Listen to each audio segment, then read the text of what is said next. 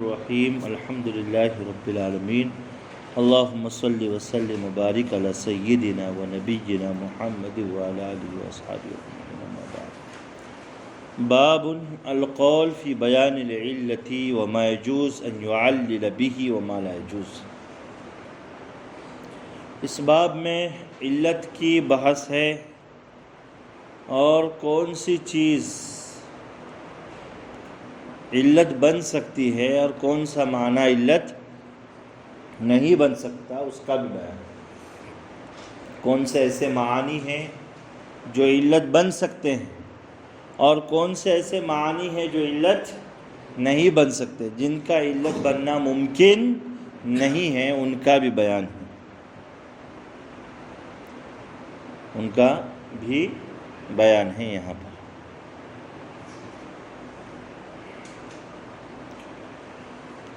تو دیکھیے، اس سے پہلے انہوں نے فرع اور اصل کی بحث کو مکمل کیا۔ اب قیاس کا تیسرا رکن ہے علت، تو علت کی حقیقت بھی بیان کریں گے، علت کے ارکان بھی ذکر کریں گے، کون سا معنی علت بن سکتا ہے، کون سا معنی علت نہیں بن سکتا، اس کو بھی بیان کریں گے۔ علت کن اسباب سے فاسد ہوتی ہے اور کن وجوہات سے علت صحیح ہوتی ہے، اس کو بھی ذکر کریں۔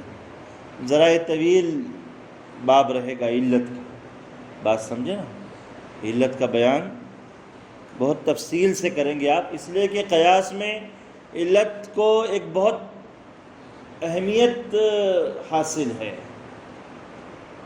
کہ علت ہی وجہ مشترک ہوتی ہے اصل اور فرع کے درمیان میں قیاس کرنے کے لیے، ورنہ ایسے ہی کسی نئے پیش آئے ہوئے مسئلے کو آپ کسی بھی اصل پر، قرآن و سنت سے ثابت ہونے والے اصل پر ایسے ہی قیاس نہیں کر سکتے۔ اس کے لیے کوئی وجہ مشترک ہونا ضروری کہ جس کی بنیاد پر آپ اس نئے مسئلے کو اس اصل پر قیاس کریں،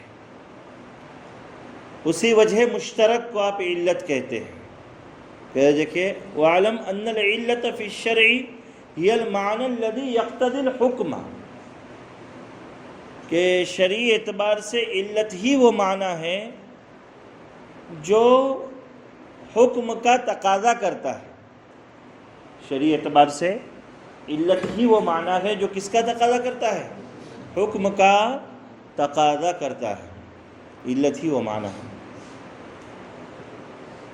یعنی علت ہی تقاضا کرتا ہے کہ اصل کا حکم فرع کی طرف منتقل ہونا چاہیے۔ علت ہی یہ تقاضا کرتا ہے کہ اصل کا حکم کہاں منتقل ہونا چاہیے؟ فرع کی طرف منتقل ہونا چاہیے۔ وَأَمَّا الْمَعْلُولُ فَفِيهِ وَجْهَانِ، اب کہتے ہیں کہ دیکھیے علت کے کچھ ارکان ہیں۔ علت کا ایک رکن ہے معلول، ایک رکن ہے معلول، دوسرا ہے معلل، تیسرا ہے معلل لہو، چوتھا ہے معلل، اور پانچواں ہے معتل۔ پانچواں کیا ہے؟ معتل۔ جیسے دلیل کے مستقل ارکان آئے نا، دال، مدلول، مستدل لہو، مستدل علیہ، مستدل، دلیل، یہ سب ارکان ہیں دلیل کے۔ علت کے بھی یہ 5 ارکان ہیں: معلول، معلل، معلل لہو، معلل اور معتل۔ اب ان میں سے ہر ایک کا مختصر تعارف کر رہے امام شیرازی رحمۃ اللہ علیہ۔ معلول کا کیا مطلب؟ تو اس کے مطلب میں 2 وجہ ہیں، 2 قول ہیں۔ ایک جماعت کہتی ہے اصولیہ نے شوافع کی کہ معلول جس میں علت داخل ہو جائے، وہ عین، اس عین کو معلول کہتے ہیں جس میں علت گھل مل جاتی ہے، رچ بس جاتی ہے، اور اس کی وجہ سے کوئی حکم اس میں آتا ہے۔ جیسے کہ خمر کو ہم معلول کہیں گے، اس لیے کہ خمر میں نشے کی علت ہے، اسی وجہ سے اس میں حرمت کا حکم ہے، اسی وجہ سے اس میں کیا ہے؟ حرمت کا حکم۔ بر کو ہم معلول کہیں گے اس لیے کہ تعمیت کی علت ہے، اس لیے ربوی لین دین حرام ہے۔ برون کو ہم کیا کہیں گے؟ معلول کہیں گے۔ تو معلول کا ایک مطلب تو اصولیے نے شوافے کے یہاں پر کیا ہے؟ وعین جس میں علت داخل ہوتی ہے، اور دوسرا مطلب ہے حکم۔ دوسرا مطلب کیا؟ وَمِنْهُمْ مَنْ يَقُولُ هُوَ الْحُكْمُ۔ بعض حضرات کہتے ہیں کیا؟ معلول کس کو کہتے ہیں؟ حکم کو کہتے ہیں۔ وَأَمَّا الْمُعَلَّلْ فَهُوَ الْأَصْلُ۔ معلل جس کی علت نکالی جائے، جس کی علت بیان کی جائے، جس کی علت پر بحث کی جائے، معلل اسے کہتے ہیں۔ اب ہماری مثالوں کے اندر معلل کسے کہیں گے؟ اصل کو، اس لیے کہ اصل کی ہی علت ہوتی ہے نا، اصل تو خمر کی، بر کی، اصل کی علت ہوتی ہے، اس لیے اصل کا دوسرا نام کیا ہے؟ معلل۔ ایک نام مقیسل ہے، ایک نام اصل اور ایک نام معلل، اس لیے کہ اسی کی علت ہوتی ہے، نکالی جاتی ہے۔ فَهُوَ الْأَصْلُ وَأَمَّا الْمُعَلَّلْ لَهُ، اور ایک رکن ہے علت کا کیا؟ معلل لہو، جس کے لیے علت لائی گئی، جس کے لیے علت لائی گئی۔ بھائی علت کس کے لیے لائی جاتی ہے؟ حکم کے لیے۔ کس کے لیے لائی جاتی ہے؟ حکم کے لیے علت لائی جاتی ہے، علت نکالی جاتی ہے حکم کے لیے، تو اس کو کہتے ہیں معلل لہو حکم۔ اور چوتھا رکن کیا ہے؟ معلل۔ معلل یعنی علت کو قائم کرنے والا۔ بھائی علت کو قائم کون کرتا ہے؟ مجتہد۔ مجتہد علت کو قائم کرتا ہے، مفتی علت کو قائم کرتا ہے، تو اس کو کیا کہتے ہیں؟ معلل۔ فَهُوَ النَّاصِبُ لِلْعِلَّةِ، علت کو قائم کرنے والی ذات۔ اب اس میں بعض حضرات کہتے ہیں کہ علت اصل چیزوں میں رکھی ہیں کس نے؟ اللہ تعالیٰ نے، تو اس لیے اللہ کی ذات کو معلل کہیں گے۔ بہت بڑی جماعت کا یہ کہتے ہیں جی۔ اور ایک ہے معتل۔ معتل یعنی مستدل بالعلت، علت سے استدلال کرنے والا، اس کو معتل کہیں گے۔ تو یہ 5 رکن ہیں علت کے۔ کتنے رکن ہیں؟ 5 رکن: معلول، معلل، معلل لہو، معلل اور معتل۔ اب اگلی فصل دیکھیے، وَعَلَمْ أَنَّ الْعِلَلَ الشَّرْعِيَّةَ أَمَارَةٌ عَلَى الْحُكْمِ وَدَلَالَةٌ عَلَيْهِ۔ فرما رہے ہیں کہ آپ یہ چیز جان لو کہ شرعی علتیں حکم پر علامت اور حکم پر رہبری کرنے والی ہوتی ہیں، یعنی شرعی علتوں کے ذریعے سے حکم پر دلیل قائم ہو جاتی ہے، حکم پتہ چلتا ہے اس کے ذریعے سے، وہ رہبری کرتی ہے حکم کی طرف۔ یہ جمہور کا مسلک ہے۔ وَمِنْ أَصْحَابِنَا مَنْ قَالَ، ہمارے بعض حضرات کا کہنا ہے یہ موجبۃ للحکم بعد ما جعلت علۃ، یعنی شرعی علت کو علت مان لینے کے بعد وہ حکم کے لیے موجبہ ہوتی ہے، یعنی حکم اس کے ذریعے سے ثابت ماننا واجب اور ضروری ہوتا ہے۔ یہ بعض لوگوں کا کہنا ہے، امام شیرازی نے آگے ان کا رد کیا۔ اللہ ترى، ان کا کہنا ہے کہ کیا آپ نہیں دیکھتے انہ یجب ایجاب الحکم بوجودہ، کہ شرعی علت کے موجود ہونے سے حکم کا وجود بھی ضروری ہو جاتا ہے، حکم بھی ضرور بالضرور ثابت ہوتا ہے، حکم بھی ضرور بالضرور کیا ہوتا ہے؟ ثابت ہوتا ہے۔ تو بعض حضرات کا یہ کہنا ہے کہ شرعی علتیں حکم کے لیے موجبہ ہیں، کہ ان کو علت مان لینے کے بعد اب وہ ان کے ذریعے سے حکم کیا ہوتا ہے؟ وجوبی درجے میں ثابت ہوتا ہے، ان کے ذریعے سے حکم وجوبی درجے میں ثابت ہوتا ہے۔ یہ دوسرے حضرات کا مسئلہ ہے۔ تیسری جماعت کہتی ہے وَمِنْهُمْ مَنْ قَالَ لَيْسَتْ بِمُوجِبَةٍ، کہ شرعی علتیں حکم کے لیے موجبہ ہوتی نہیں ہیں، اس لیے کہ لِأَنَّهَا لَوْ كَانَتْ مُوجِبَةً لَمَا جَازَ أَن تُوجَدَ فِي حَالٍ وَلَا تُوجَدْ كَالْعِلَلِ الْعَقْلِيَّةِ، اس لیے کہ اگر شرعی علتیں حکم کے لیے موجبہ ہوتی تو ایسا نہیں ہونا چاہیے، یہ ممکن نہیں ہونا چاہیے کہ کسی صورت میں وہ علتیں پائی جائے اور کسی صورت میں نہ پائی جائے، پھر تو ہر حکم میں علت کا ہونا ضروری ہوگا۔ حالانکہ بعض احکامات بغیر علتوں کے بھی ہوتے ہیں، وہ علتیں ہمیں پتہ نہیں رہتی، اس لیے یہ کہنا کہ شرعی علت حکم کے لیے موجبہ ہے، یہ نظریہ صحیح نہیں ہے۔ جیسے علل عقلی احکام جتنے بھی ہیں وہ علتوں کے ساتھ وابستہ ہی ہوتے ہیں، وہ بغیر علتوں کے ہوتے نہیں ہیں۔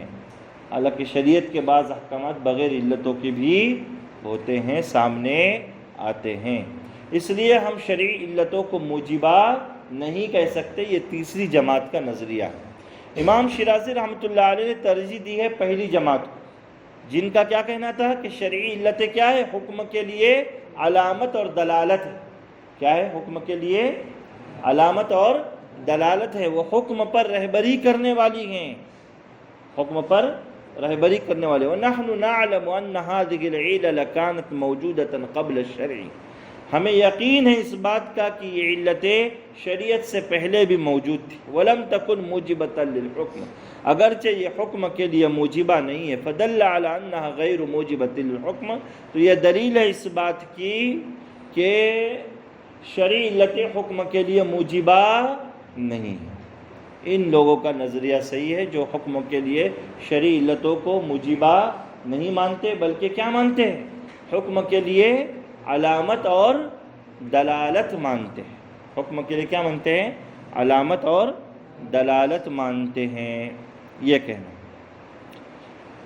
آگے امام شیرازی رحمۃ اللہ علیہ فرما رہے ہیں وَلَا تَدُلُّ الْعِلَّةُ إِلَّا عَلَى الْحُكْمِ الَّذِي نُصِبَتْ لَهُ، کہتے ہیں کہ علت اسی حکم پر رہبری کرے گی جس کے لیے اسے علت بنایا گیا ہے۔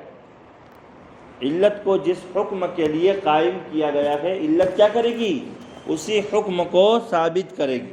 فَإِن نُصِبَتْ لِلْإِثْبَاتِ لَمْ تَدُلَّ عَلَى النَّفْيِ، اگر علت حکم کو ثابت کرنے کے لیے قائم کی گئی ہے تو وہ حکم کی نفی پر دلیل نہیں بنے گی، وہ حکم کی نفی پر دلیل۔ وَإِن نُصِبَتْ لِنَفْيٍ لَمْ تَدُلَّ عَلَى الْإِثْبَاتِ، اور اگر علت حکم کی نفی کے لیے آئی ہے تو وہ اس بات پر دلیل نہیں بنے گی۔ وَإِن نُصِبَتْ لِلْإِثْبَاتِ وَلِلنَّفْيِ وَهِيَ الْعِلَّةُ الْمَوْضُوعَةُ لِجِنْسِ الْحُكْمِ دَلَّتْ عَلَى النَّفْيِ وَالْإِثْبَاتِ، اور اگر علت اثبات اور نفی دونوں کے لیے قائم کی گئی ہے تو وہ علت جو ہے نفی اور اثبات دونوں پر دلیل بنے گی۔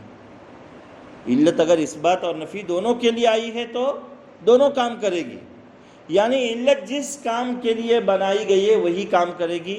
اثبات کے لیے آئی ہے تو نفی کا کام، نفی کے لیے آئی ہے تو اثبات کا کام نہیں کریں گی۔ اور اگر جن سے حکم کی علت ہو، جن سے حکم کا مطلب پورے حکم کی وہی ایک علت ہے، پورے حکم کی وہی ایک علت ہے، علت اگر جن سے حکم کے لیے لائی گئی ہے، وضع کی گئی ہے، تو وہ نفی اور اثبات دونوں کا کام کرے گی۔ فَيَجِبُ أَن يُوجَدَ الْحُكْمُ بِوُجُودِهَا وَيَزُولُ بِزَوَالِهَا، تو یہ لازم ہو جائے گا کہ حکم پایا جائے گا علت کے پائے جانے کی وجہ سے، اور علت کے زوال سے حکم بھی کیا ہو جائے گا؟ زائل ہو جائے گا، حکم بھی ختم ہو جائے گا۔ وَمِنَ النَّاسِ مَنْ قَالَ، یہ تو جمہور کا مسلک ہو گیا کہ علت جو کام کے لیے لائی گئی ہے علت وہی کام کرے گی۔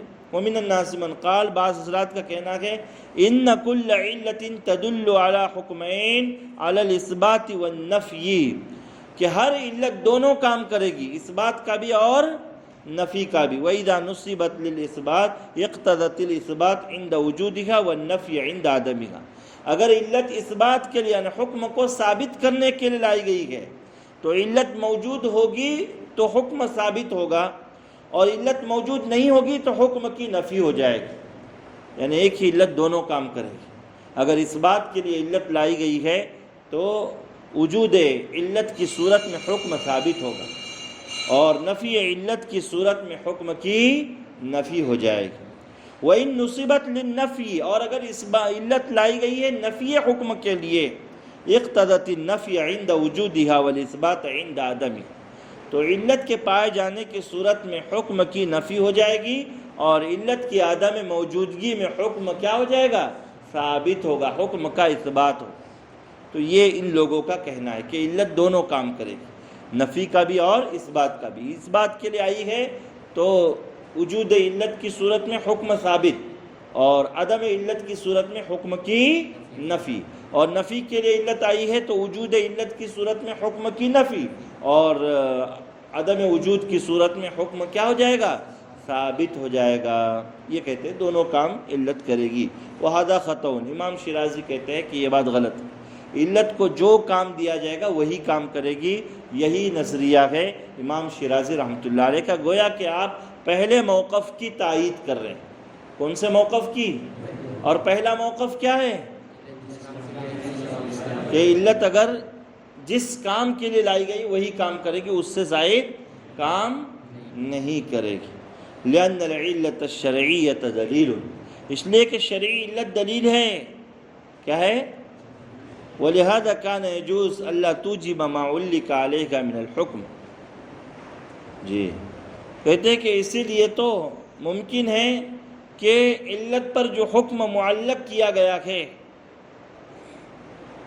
علت پر جو حکم معلق کیا گیا ہے، علت اس کو یعنی اس کے لیے موجبہ تو نہیں ہے، البتہ اس بات کا کام کرتی ہے، اس بات کا کام کرتی ہے۔ والدلیل العقلی الذي يدل بنفسه يجوز ان يدل على وجود الحكم في الموضع الذي وجد فيه ثم يعدم ويثبت الحكم بدلیل الاخر۔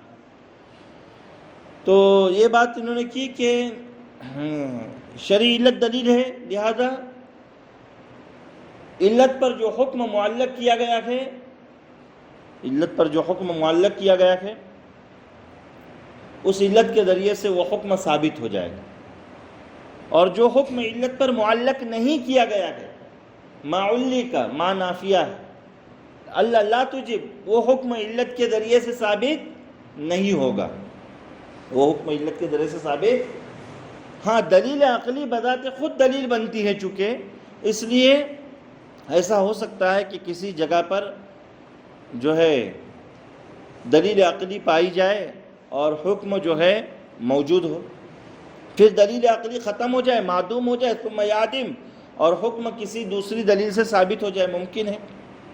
لیکن دلیل شرعی ایسی چیز ہے، صار دلیل بجعل جاعل اولا بذلک، تو دلیل شرعی لیکن ایسی چیز ہے کہ جس کو اللہ تعالیٰ نے دلیل بنایا ہے، اس لیے وہ دلیل ہے، رسول اللہ صلی اللہ علیہ وسلم نے اس کو دلیل بنایا ہے، اس لیے وہ دلیل ہے، وہ زیادہ لائق ہے اس بات کے کہ اس کو جو کام دیا جائے وہی کام کرے گی، اس کے علاوہ کوئی دوسرا کام کرے گی نہیں۔ یعنی جب دلیل عقلی ایسا کرتی ہے کہ اس کو جو حکم ثابت کرنے کے لیے لایا جاتا ہے، دلیل عقلی آ کر وہی حکم ثابت کرتی ہے۔ جیسے عالم حادث ہے، ایک حکم عقلی ہے، اور یہ ثابت ہوا ہے کون سے دلیل سے؟ کہ عالم متغیر ہے، اور کل متغیر حادث فالعالم حادث۔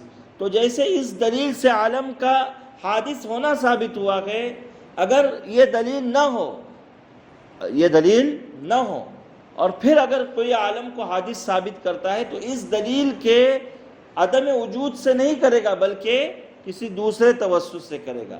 تو پتہ چلا کہ دلیل عقلی کا بھی معاملہ یہ ہے کہ اس کو جو کام دیا جاتا ہے وہی کام کرتی ہے۔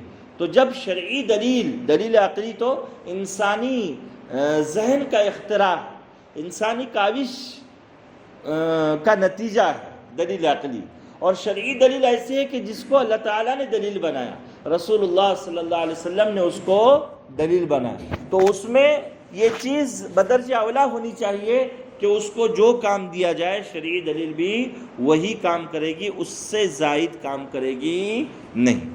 تو بہرحال امام شیرازی رحمۃ اللہ علیہ نے یہ استدلال کر کے کس کا پہلا موقف ثابت کر دیا کہ علت جس کام کے لیے لائی گئی وہی کام کرے گی، اس بات کے لیے لائی گئی تو اس بات کا ہی کام کرے گی، نفی کا نہیں، نفی کے لیے لائی گئی تو نفی کا ہی کام کرے گی، اس بات کے لیے نہیں کام کرے گی۔ کیوں؟ اس لیے کہ شرعی علت دلیل ہے، اس پر کوئی حکم جو معلق نہیں ہے اس کو وہ ثابت نہیں کر سکتی۔